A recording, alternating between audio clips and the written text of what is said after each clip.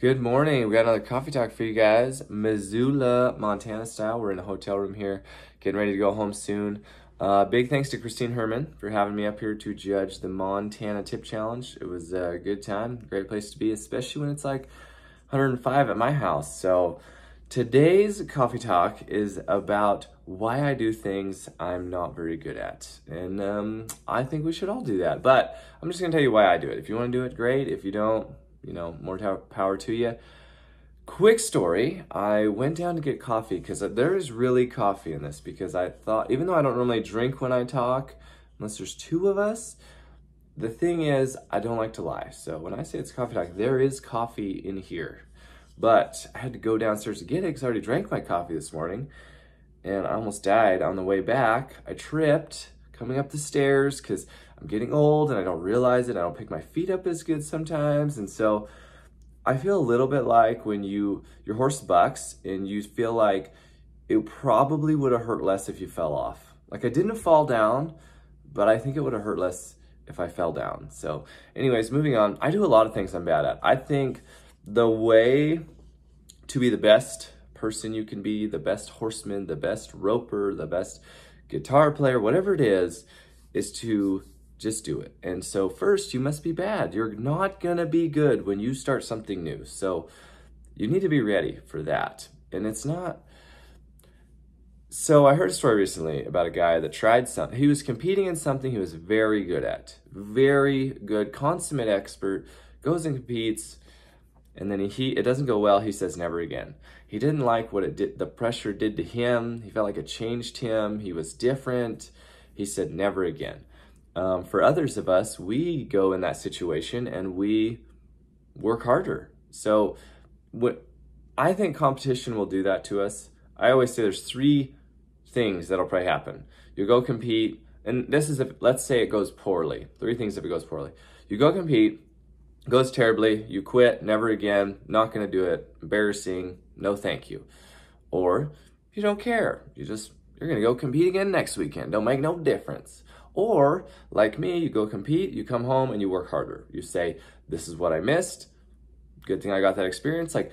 And waiting a year to go compete, say it's an EMM, say it's a world show, waiting a year to go compete wouldn't have made me any better because I didn't know what I learned at that show. And I needed to go to that show to get my butt kicked, so I would go home and say, yeah, my loping off wasn't very good. Yeah, my stops weren't very good. Yeah, like my horse could slide 3 feet at home, but then you put him in a strange arena and it's 90 degrees in the warm-up pen and 65 in the arena because it's air conditioned, and hey, he gets a little froggy. And if I'd have loped him longer, would have went better. If I would have, there's a lot of little things that you learn to do at shows to fix little problems you don't know come up until you go show. So I do things I'm bad at for what it's gonna make of me in 5 years. Let's take this video, for instance. I don't know why I'm holding a safety pin. It's like a fidget spinner, but you can't hear it. I'm gonna set that down.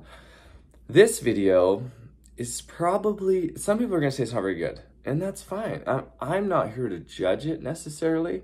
I'm here to do it and get better and get better. So I make these videos, to me, for where I'm gonna be in 5, 10, 15, 20 years. I wanna be better at making videos because, and not just making videos, but talking to people, getting my point across, learning how long should the pause be? Because sometimes I watch a video back and I'm like, I am talking very fast and it's hard to hear.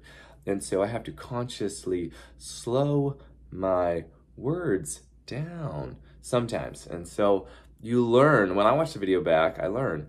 And there's been several videos I didn't post. I thought, I could do that better. And then I figured out it's better if I just post them.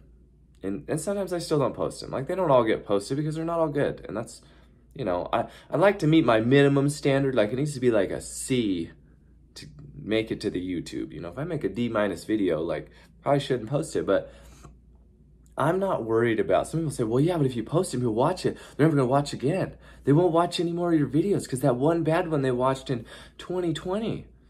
Oh, well, it's not really a big deal. Like I said, I'm making these videos, even though I want to help people, it's for me to get better. The same reason I write. I love to write, but also I want to get better. So what else have I started? So I started doing Spanish. I'm terrible at Spanish. Like, I'm not even learning fast. But every day I open my Spanish app.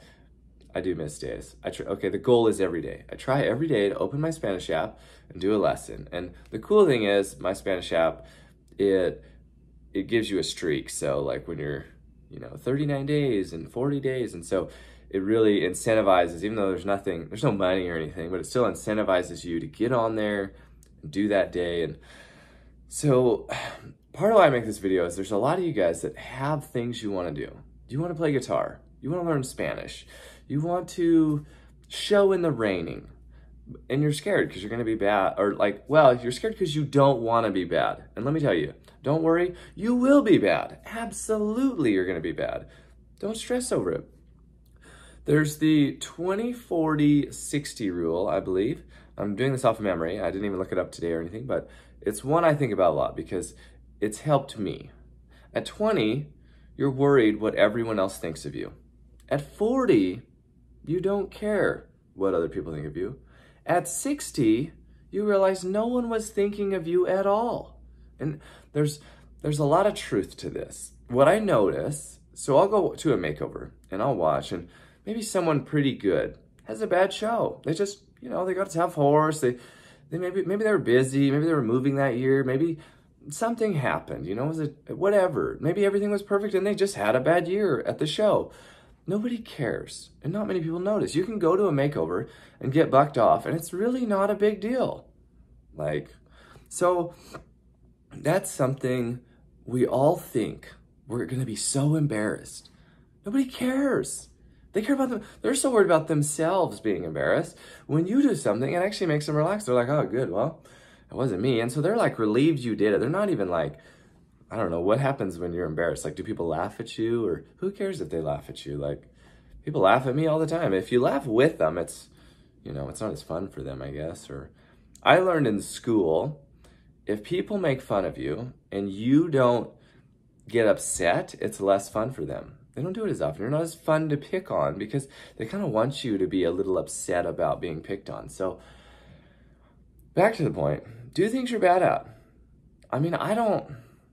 I believe in God, Jesus, the Bible, but we don't know what all we're going to get. We definitely don't know how many days we get here. My thing is, I want to get good at all the things I want to get good at. So if you don't want to ever learn to weld, don't. But if you want to learn woodworking, then do. So I'm not saying go get good at everything. I'm saying if something has interested you since you were 12, and maybe back then your brother said it was dumb, or your mom said you can't do it, so you just never did, but it's still in the back of your mind, go do it. Plant the garden, buy the 2-year-old and start it. Whatever it is, you're gonna be bad. You're gonna be bad. So for me, I do it for what it makes of me in the future.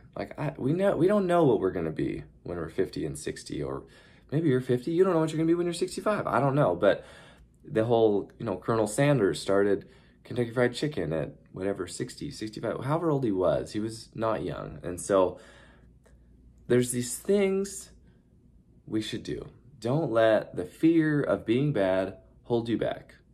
People say, I'm worried I'm gonna be bad. Don't worry, you'll be bad. So I am gonna go enjoy a little bit of Montana, hopefully. I'm hoping to go on a hike. I think it's raining. And there's a mountain over here with an M on it, and it's very steep. And I'm hoping to go hike that. But if I step outside and it's raining, well, we'll see. I don't know.